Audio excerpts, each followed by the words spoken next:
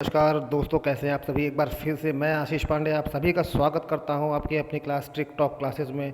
जैसा कि पिछली क्लासेस में मैंने कोशिश की है कि आपको वो हर चीज़ बता दूं ताकि आप उसको आसानी से समझें और आसानी से याद करें। पिछली क्लास में मैंने आपको बताया कि आपातकाल क्या होता है, कितने प्रकार का होता है और इंदिरा गांधी ने क्यों लगाया था आपातकाल। उम्मीद है बहुत सारे लोग इसको नहीं जानते होंगे और मेरी क्लास को देख करके उनको ये जानकारी मिली होगी और उन्हें पता चल गया होगा कि अनुच्छेद 352, 56 और 360 है क्या चीज़। तो आइए इसी कड़ी में आज क्लास बात करते हैं अगले कुछ अनुच्छेद की, और जो अनुच्छेद हैं वो भारत के राष्ट्रपति के अंतर्गत आएंगे। बहुत ही महत्वपूर्ण हैं, पूरा वीडियो अंत तक देखिएगा। भारत के राष्ट्रपति से जुड़ी हुई बहुत ही रोचक जानकारियाँ भी मैं आपको बताऊंगा जो आपको शायद ही पता हो, तो अंत तक जुड़िएगा। ये बहुत ही इंपॉर्टेंट क्लास है। महत्वपूर्ण अनुच्छेद भी इसमें कवर हो जाएंगे, क्या क्या चीज़ें किस किस देश से ली गई ये भी इसमें कवर हो जाएगा, क्या शक्तियां हैं राष्ट्रपति के पास वो कभी कवर हो जाएगा। और मोस्ट इंपॉर्टेंट टॉपिक है भारत का राष्ट्रपति। एक बार राज्यपाल से सवाल नहीं आएगा, उपराष्ट्रपति से सवाल नहीं आएगा, लेकिन राष्ट्रपति से सवाल जरूर आता है हर एग्ज़ाम में। तो इसको आप पूरा देखिएगा, अंत तक देखिएगा। तो आइए बिना देरी किए क्लास शुरू करते हैं मेरे साथ, यानी आशीष पांडे के साथ। इतिहास जान लेते हैं पहले हम कि भारत देश में राष्ट्रपति पद का इतिहास क्या है।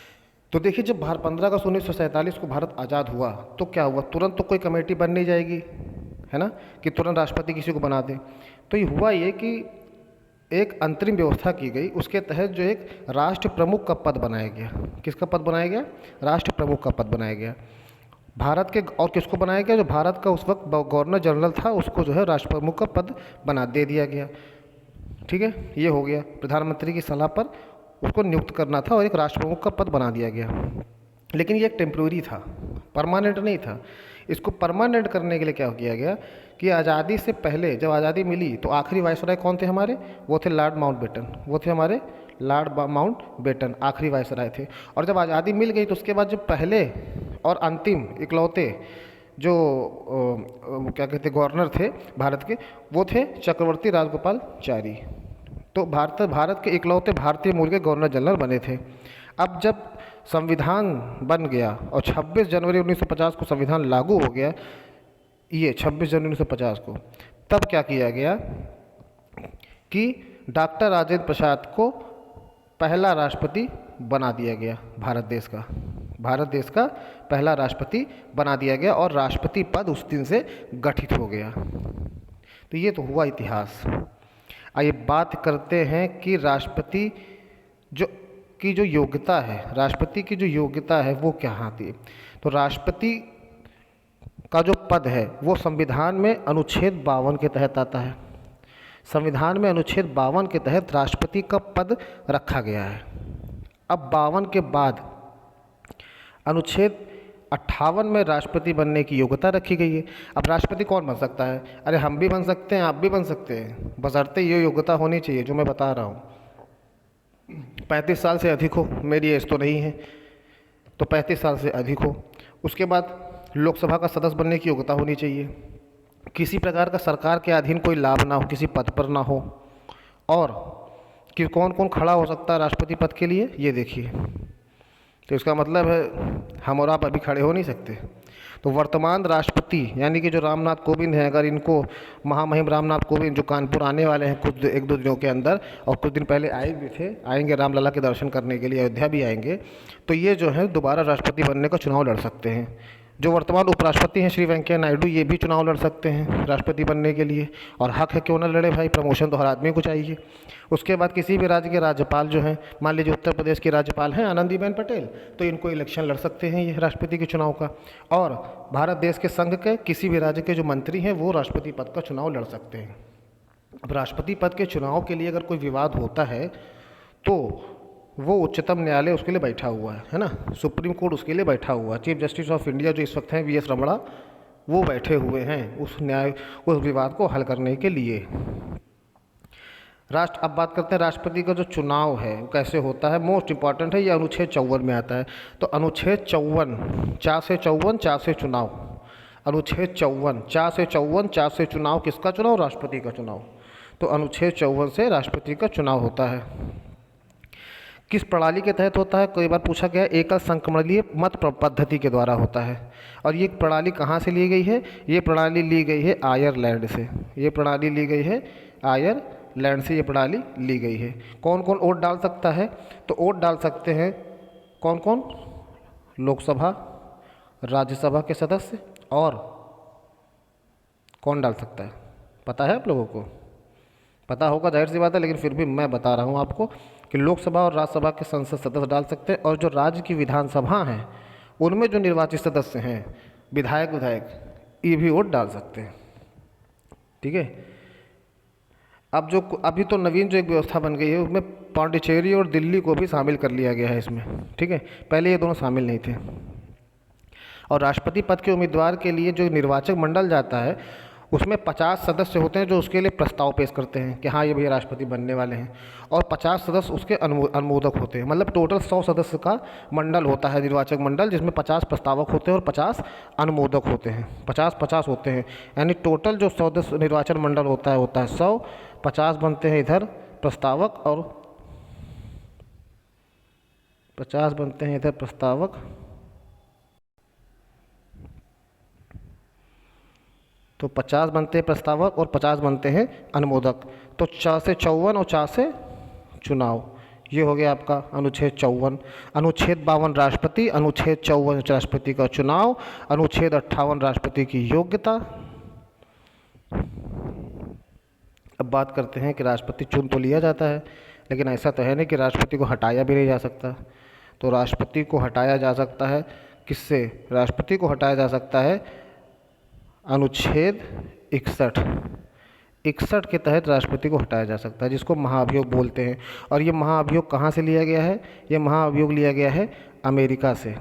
ठीक है, अमेरिका से इसकी प्रणाली ली गई है। अब मैं बताता हूँ राष्ट्रपति को हटाने की प्रणाली क्या होती है। सपोज करिए कि जैसे राष्ट्रपति को हटाना है तो उसके लिए करना क्या होगा? लोकसभा या राज्यसभा, दो सदन है।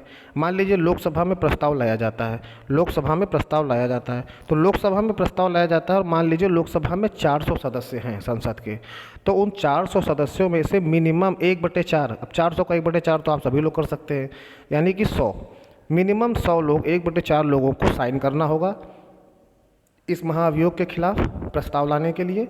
और ये प्रस्ताव लाने से 14 दिन पहले राष्ट्रपति को बताना भी होगा कि भैया महामहिम जी आपके खिलाफ हम लोग महाभियोग ला रहे हैं, आपको हटाने की साजिश चल रही है भैया, आप अपना देख लो, बचने की कोशिश करिए। तो 14 दिन पहले राष्ट्रपति को सूचना देनी होगी और यहाँ पे प्रस्ताव लाया जाएगा, तो 1/4 लोग सदस्य उस पर हस्ताक्षर करेंगे। अब मान लीजिए लोकसभा में लाया गया, 1/4 लोगों ने हस्ताक्षर भी कर दिया प्रस्ताव पे और वो राष्ट्रपति को 14 दिन पहले बता भी दिया गया, तब ये हो गया। लेकिन फिर भी वो प्रस्ताव लोकसभा में कब पास होगा? जब लोकसभा के 2/3 सदस्य उसको पास करेंगे, मतलब 2/3 बहुमत होगा, तब वो लोकसभा से पास होगा। चलो सपोज करो कि लोकसभा से वो 2/3 बहुमत से प्रस्ताव पास हो गया। अब वो प्रस्ताव चला गया आपका, वो प्रस्ताव आपका चला गया उच्च सदन राज्यसभा में चला गया। ठीक, अब राज्यसभा में एक कमेटी बनाई जाएगी, वो कमेटी राष्ट्रपति के खिलाफ जो आरोप है उनकी जांच करेगी। उसका मान लो उस कमेटी की जो जांच रिपोर्ट आई उसमें राष्ट्रपति दोषी पाए गए, मतलब जो रिपोर्ट आई उसमें राष्ट्रपति दोषी पाए गए, तो क्या राष्ट्रपति को हटा देंगे? बिल्कुल नहीं, इतना आसान नहीं है, बहुत टेढ़ी खीर है राष्ट्रपति जी को हटाना। देश के सर्वोच्च नागरिक हैं, प्रथम नागरिक हैं, तीनों सेनाओं के सर्वोच्च हेड हैं, इतना आसान काम नहीं है हटाना बाबूजी। तो उनको हटाने के लिए क्या करेंगे? अब मान लीजिए जांच रिपोर्ट आई, दोषी सिद्ध हुए, फिर भी वो जांच रिपोर्ट उस सदन में 2/3 बहुमत से पारित होनी चाहिए। वो जांच रिपोर्ट भी 2/3 बहुमत से पास होनी चाहिए, और जब वो जांच रिपोर्ट 2/3 बहुमत से पास हो जाएगी, ठीक है, तब जा कर के राष्ट्रपति के महाभियोग की प्रक्रिया पूरी समझी जाएगी। और तब राष्ट्रपति महोदय से कहा जाएगा कि भैया अब तो पद छोड़ दो महाराज, अब तो त्याग पत्र दे दो, तो राष्ट्रपति हटा दिया जाएगा। उम्मीद है आपको इतनी आसानी से समझाएगा नहीं कोई, समझ में आ गया होगा। अनुच्छेद 61 अमेरिका से लिया गया है। ठीक है, शक्तियाँ क्या क्या हैं? शक्तियाँ हैं जैसे राष्ट्रपति के पास शक्तियाँ हैं, अभी तो ये सामने है आपके अनुच्छेद 72 में शक्तियाँ हैं, इंपॉर्टेंट है। अनुच्छेद 72 पूछा जाता है कि क्षमादान की शक्ति किस अनुच्छेद के तहत आती है, तो वो 72 के तहत आती है। क्या कर सकता है राष्ट्रपति? क्षमादान कर सकता है। जैसे किसी को कोई सज़ा मिली हो तो उसकी सज़ा को वो जो है, दोष सिद्धि हो, सज़ा मिली हो, उसको समाप्त कर सकता है। ठीक, किसी की सज़ा बहुत लंबी उम्र कैद मिली हो तो उसको जो है भैया उसको 14 साल की कर सकता है, कम कर सकता है, लघु कर सकता है। किसी की सज़ा मिली हुई हो तो उसको जैसे उसकी प्रकृति नहीं बदलेगी लेकिन उसकी अवधि को घटा देगा तो ये परिहार हो जाता है। लघुकरण का मतलब होता है कि फांसी की सज़ा मिली हो तो उम्र कैद में बदल दे, वो है लघुकरण। और परिहार का मतलब है कि जैसे उम्र कैद की सज़ा मिली हो तो उसको 14 साल कर दिया, कम कर दिया, ये हो गया परिहार। विराम का मतलब है कि दंड में कमी ले आया। जैसे अब कोई प्रेग्नेंट महिला है, गर्भवती महिला है, तो मानवता के आधार पर उसकी सज़ा को कम कर दिया गया, ठीक है, या उसको कुछ दिनों के लिए पेरोल पे बाहर कर दिया गया। ये सारी चीज़ें हैं राष्ट्रपति की क्षमादान की। क्वेश्चन महत्वपूर्ण ये है कि 72 क्या है, अनुच्छेद 72, तो राष्ट्रपति की क्षमादान की शक्ति, मोस्ट इंपॉर्टेंट क्वेश्चन है। अब आइए, राष्ट्रपति के पास 3 वीटो होते हैं। वीटो क्या होते हैं? जैसे कि संसद कोई कानून बना रहा है तो देश के लिए, अब राष्ट्रपति चाहे तो उसको पास करे या ना करे, ये राष्ट्रपति के ऊपर है। इससे संबंधित राष्ट्रपति के पास 3 पावर हैं। पहला पावर कौन सा है? पूर्ण वीटो। पूर्ण वीटो में क्या होता है कि राष्ट्रपति के पास कोई बिल आया है, ध्यान रखिएगा, कोई बिल मतलब कोई बिल, बस एक बिल छोड़ करके, और वो है 368 संविधान संशोधन। जब भी संविधान के संशोधन में कोई बिल लाया जाएगा और वो दोनों सदनों से पास हो जाएगा, लोकसभा राज्यसभा से, तो राष्ट्रपति को उसको पास करना ही करना है। वो राष्ट्रपति उसको रिफ्यूज़ नहीं कर सकते, रिजेक्ट नहीं कर सकते। बहुत इंपॉर्टेंट चीज़ बता रहा हूँ आपको। लेकिन इसके अलावा कोई भी बिल आएगा तो राष्ट्रपति चाहे तो उसको पास करे या ना करे, उस पर अपनी अस्वीकृति दे सकता है, लेकिन संविधान संशोधन के बिल पर उसको नहीं कर सकता है ना।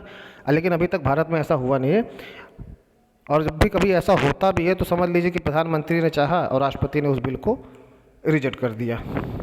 ठीक, निलंबनकारी वीटो की बात करते हैं।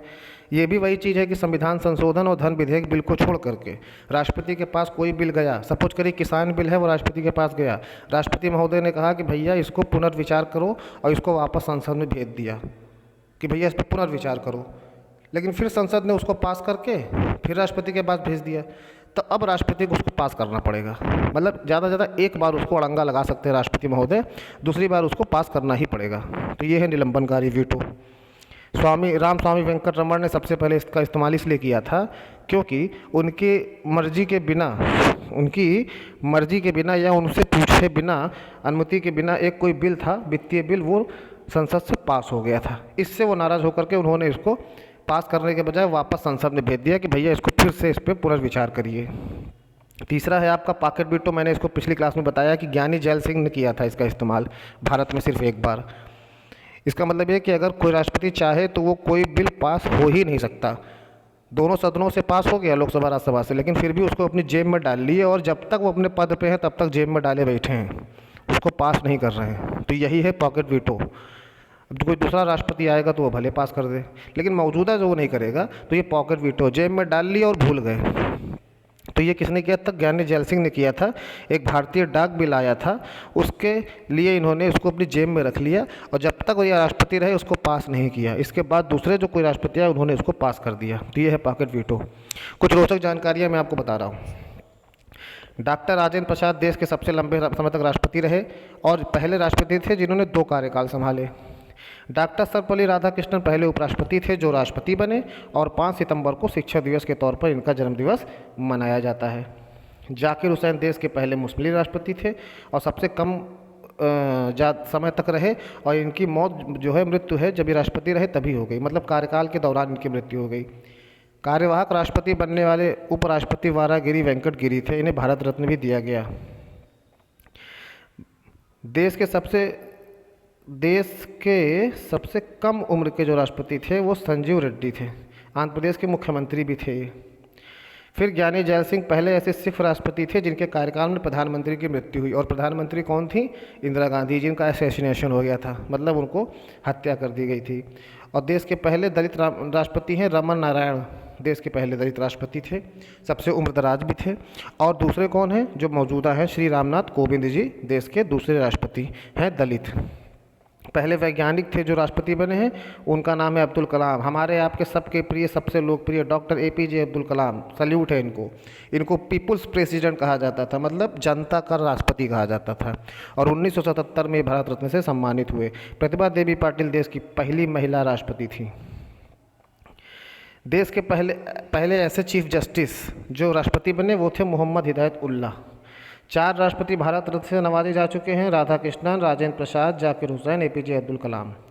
राष्ट्रपति भवन से पहले जो राष्ट्रपति भवन का नाम पहले था वायसराय भवन, जब राष्ट्रपति राजेंद्र प्रसाद बने तब इन्होंने राष्ट्रपति भवन का नाम बदल के और वायसराय हाउस का नाम बदल करके राष्ट्रपति भवन कर दिया। अब आपको कुछ और चीज़ें बहुत इंपॉर्टेंट एग्जाम में पूछी गई वो मैं बता दे रहा हूँ कि राष्ट्रपति का मासिक वेतन कितना है, 1.5 लाख। पहली चीज़। आइए दूसरी चीज़ पे आते हैं। राष्ट्रपति किसकी नियुक्ति कर सकता है, हाई कोर्ट के, सुप्रीम कोर्ट के जज की, ठीक है। उसके बाद सीवीसी सतर्कता आयोग के कमिश्नर की, उसके बाद चुनाव आयोग के कमिश्नर की, अटॉर्नी जनरल की, सॉलिसिटर जनरल की, कैग की, उपराष्ट्रपति की, ठीक है, प्रधानमंत्री की शपथ दिलाता है। मतलब जितने भी बड़े बड़े पद हैं, जितने भी आयुक्त से रिलेटेड पद हैं, राजदूतों की, ये सारी नियुक्ति राष्ट्रपति करता है ना। जितने भी आयोग बने हुए हैं सबके जो हेड है उनकी नियुक्ति राष्ट्रपति ही करता है। अब एक अनुच्छेद है 123 बताया था मैंने आपको, इसके तहत राष्ट्रपति अध्यादेश जारी कर सकता है। किसी भी अगर संसद सत्र ना चल रहा हो तो राष्ट्रपति अध्यादेश जारी करके कोई भी कानून बनवा सकता है, ठीक है। एक अध्यादेश है 143, एक अनुच्छेद है 143। तो अनुच्छेद 143 के तहत क्या होता है कि अनुच्छेद 143 के तहत राष्ट्रपति जो है किसी भी सार्वजनिक प्रश्न पर वो सर्वोच्च न्यायालय से परामर्श ले सकता है। जैसे नोटबंदी हुई थी तो राष्ट्रपति ने सर्वोच्च न्यायालय से परामर्श लिया कि नोटबंदी की जाएगी तो क्या इसके ऐसे ऐसे परिणाम होंगे, ये ठीक है किया जाए कि ना किया जाए। तो सर्वोच्च न्यायालय से आया कि हाँ नहीं सही चीज़ है आप करिए। और फिर क्या हुआ, सर्वोच्च न्यायालय से जब राष्ट्रपति के पास आएगा, राष्ट्रपति ने प्रधानमंत्री महोदय से कह दिया कि हाँ वहाँ से हरी झंडी है, आप नोटबंदी करिए।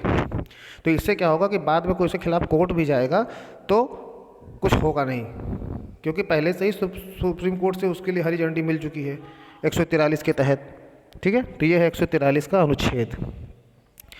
तो ये सारी चीज़ें हैं जो मैंने आपको बता दी। उम्मीद है आपको समझ में आया होगा और अच्छे से समझ में आया होगा। एक बार फिर से कर लेते हैं रिवीजन, हल्का सा रिवीजन करते हैं। अनुच्छेद 52 राष्ट्रपति का पद संविधान में है, ठीक।